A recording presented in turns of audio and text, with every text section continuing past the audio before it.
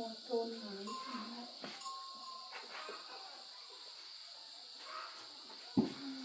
làm thế nào đây?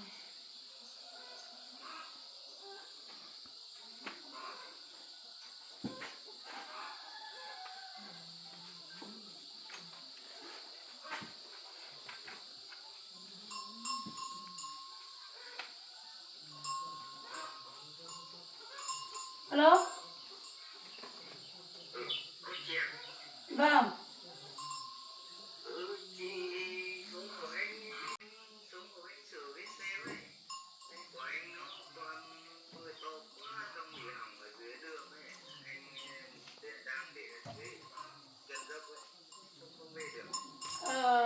Ở đoạn nào nhỉ? Chân dốc đoạn nào nhỉ?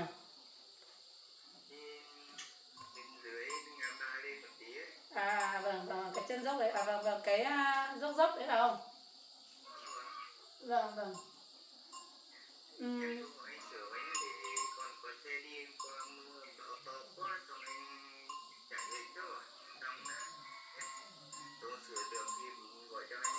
vâng, thế thì bây giờ em đang bận tí việc nhà, xong là 30 phút nữa em xuống nhé.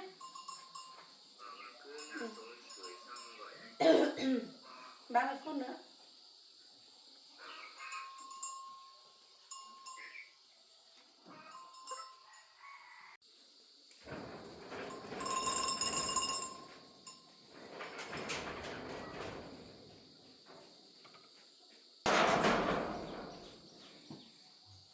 Cái này sẽ đi mua tôn mới.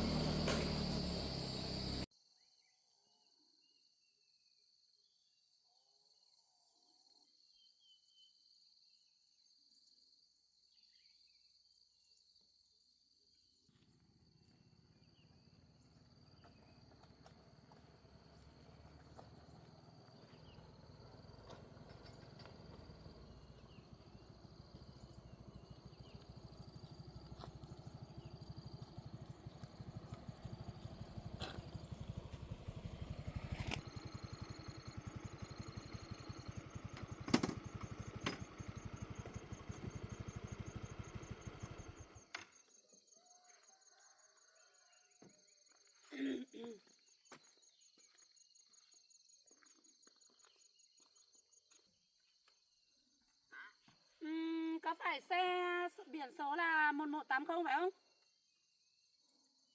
Vâng, vâng, đúng rồi. Vâng. Vâng, em đến rồi. Em cứ sửa với anh này. Vâng. Sửa xong được gọi anh Vâng, nha. vâng, vâng.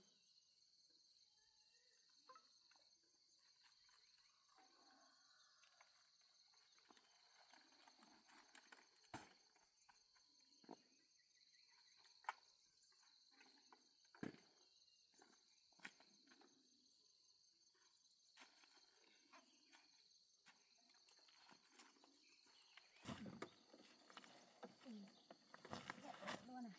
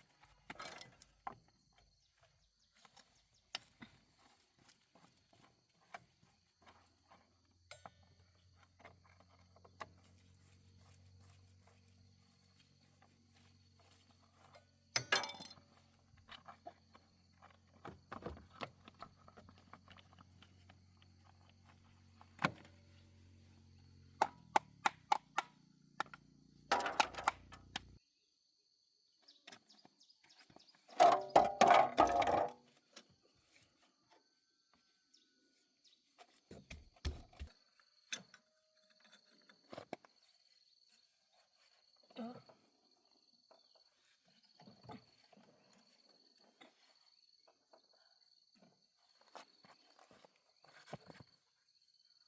Ôi rồi ôi, đi đợi thế này. Lật phanh rồi. Cái này còn may là lên dốc ấy, nếu mà xuống dốc ấy thì họng đây. Hai cái phanh, hai cái tăng xích này. Trượt cái này rồi họng cái này.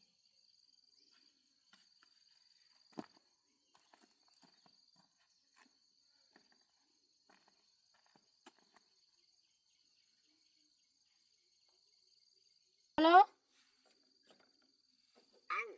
Anh ơi. Cái xe của anh ấy thì bị hỏng cái tang xích này rồi. Nếu mà anh em xem có gì của anh khai đi. Nếu mà anh thay thì bây giờ em mới chạy ra ngoài để mà mua thôi. Mua cái thai hộ anh Thế ấy. thì hộ anh thì thay hết đi. Nếu mà anh thay hết bây giờ thì em chạy ra ngoài mua thai hộ anh thôi. Chứ em bây giờ em không có mang theo. Mà thế em hộ anh thay luôn đi, mua thay cho anh đi để còn có xe đi ấy. Vâng. Vâng vâng. Nhá.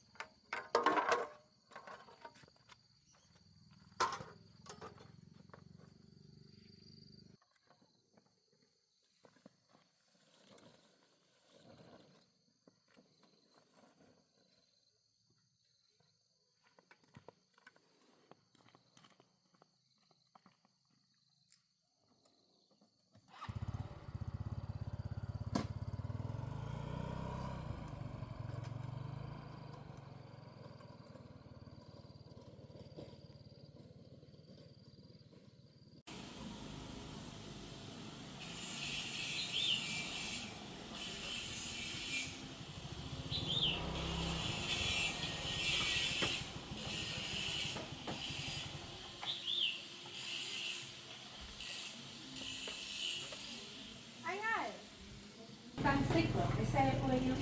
Đây, có đây. Này cả đôi là bao nhiêu anh? Cái đôi là 20.000. Thế anh lấy cho em một bộ phanh đằng sau của cái Tiner. Đây, cái đôi này. Sau đó. Tổng là bao nhiêu tiền? Đấy, 100.000.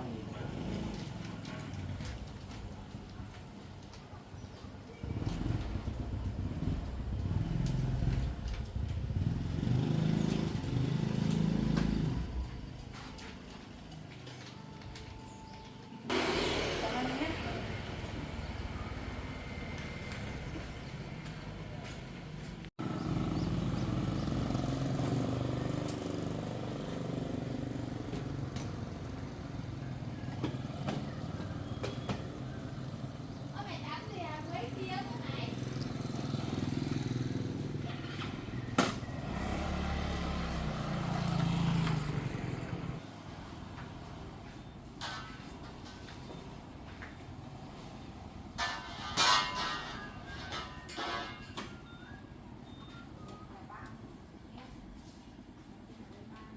Chị ơi, nhà chị có bán cái tôm trắng kia không? Có.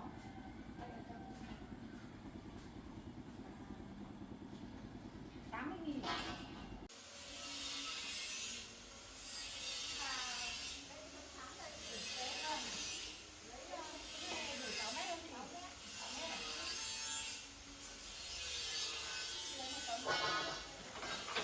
Một tấn này là bao nhiêu tiền hả chị? 400 cơ à? Ồ, đắt phết rồi.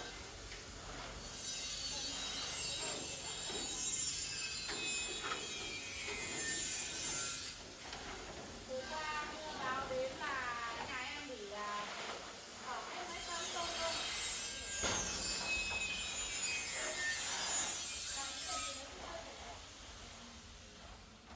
Cái này có vẻ như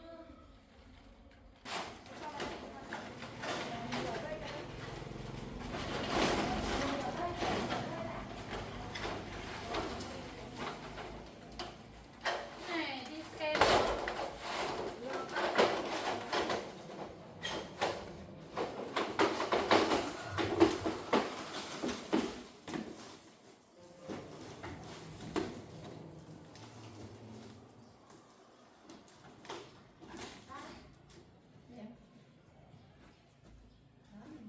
Hơi dài nhỉ?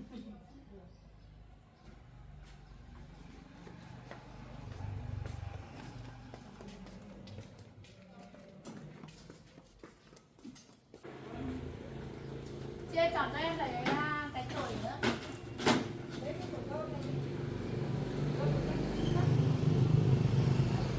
dần nữa vậy này. Cái bàn. Chị cứ 50.000 cả. Đây chị cũng đã phép của một trái cho các Thế là hôm nay làm lại cắt cho nó ngắn. Không là có lại 30.000 kìa. 35.000 bán hết.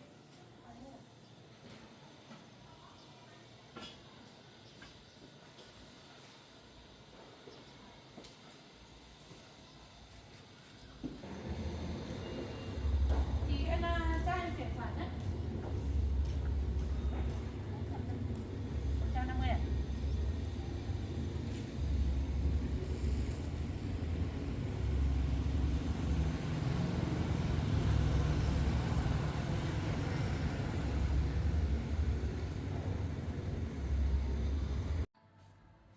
À đấy là Có đóng mà. trường học nó đang tập cái gì nhỉ? Thấy mở ra đây không? Chuyển khoản nhé này, xong nhé. Đủ. Em về đây. Có lấy vít không? Ừ. 20.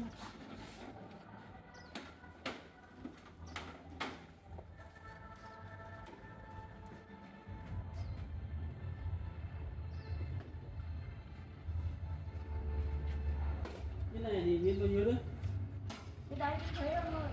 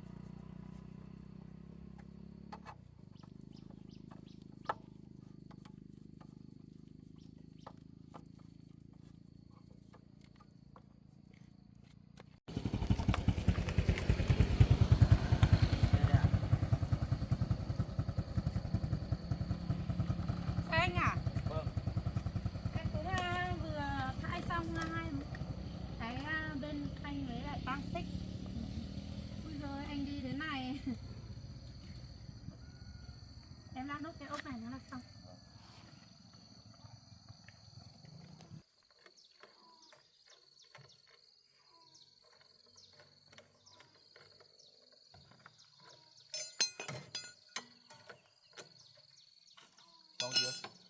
Còn cái ốc này nữa là xong.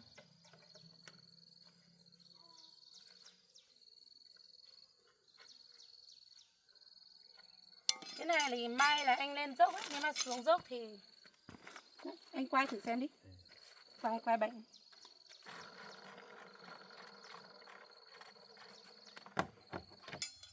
Thế được chưa? Rồi. Thế là xong rồi. Thế là được rồi. Dạ tiền. 20.000. Vâng. Cảm ơn nhá. Cái đấy là em thay đồ tiện là em giúp thôi ấy, chứ không là khác là em phải lấy tầm 100.000. Cái này là em chỉ giúp thôi tiện đường. Em cũng có việc. Cảm ơn nhá.